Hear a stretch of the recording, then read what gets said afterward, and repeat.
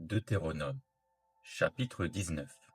Lorsque l'Éternel, ton Dieu, aura exterminé les nations dont l'Éternel, ton Dieu, te donne le pays, lorsque tu les auras chassées et que tu habiteras dans leurs villes et dans leurs maisons, tu sépareras 3 villes au milieu du pays dont l'Éternel, ton Dieu, te donne la possession. Tu établiras des routes et tu diviseras en 3 parties le territoire du pays que l'Éternel, ton Dieu, va te donner en héritage. Il en sera ainsi afin que tout meurtrier puisse s'enfuir dans ces villes. Cette loi s'appliquera au meurtrier qui s'enfuira là pour sauver sa vie, lorsqu'il aura involontairement tué son prochain, sans avoir été auparavant son ennemi.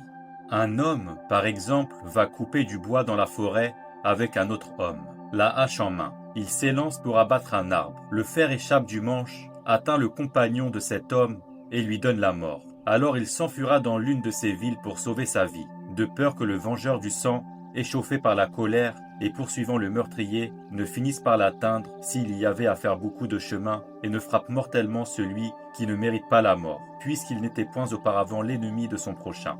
C'est pourquoi je te donne cet ordre. Tu sépareras 3 villes lorsque l'Éternel, ton Dieu, aura élargi tes frontières, comme il l'a juré à tes pères, et qu'il t'aura donné tout le pays qu'il a promis à tes pères de te donner, pourvu que tu observes et mettes en pratique tous ces commandements que je te prescris aujourd'hui, en sorte que tu aimes l'Éternel, ton Dieu, et que tu marches toujours dans ses voies. Tu ajouteras encore 3 villes à ces 3-là, afin que le sang innocent ne soit pas répandu au milieu du pays que l'Éternel, ton Dieu, te donne pour héritage, et que tu ne sois pas coupable de meurtre.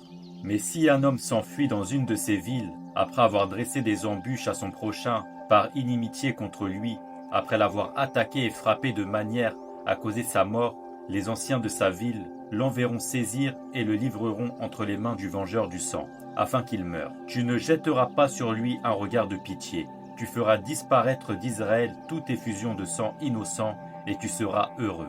Tu ne reculeras point les bornes de ton prochain, posées par tes ancêtres, dans l'héritage que tu auras au pays dont l'Éternel, ton Dieu, te donne la possession. Un seul témoin ne suffira pas contre un homme pour constater un crime ou un péché, quel qu'il soit. Un fait ne pourra s'établir que sur la déposition de 2 ou de 3 témoins. Lorsqu'un faux témoin s'élèvera contre quelqu'un pour l'accuser d'un crime, les 2 hommes en contestation comparaîtront devant l'Éternel, devant les sacrificateurs, et les juges alors en fonction. Les juges feront avec soin des recherches.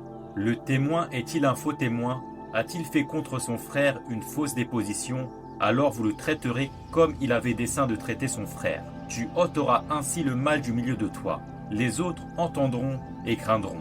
Et l'on ne commettra plus un acte aussi criminel au milieu de toi. Tu ne jetteras aucun regard de pitié. Œil pour œil, dent pour dent, main pour main, pied pour pied.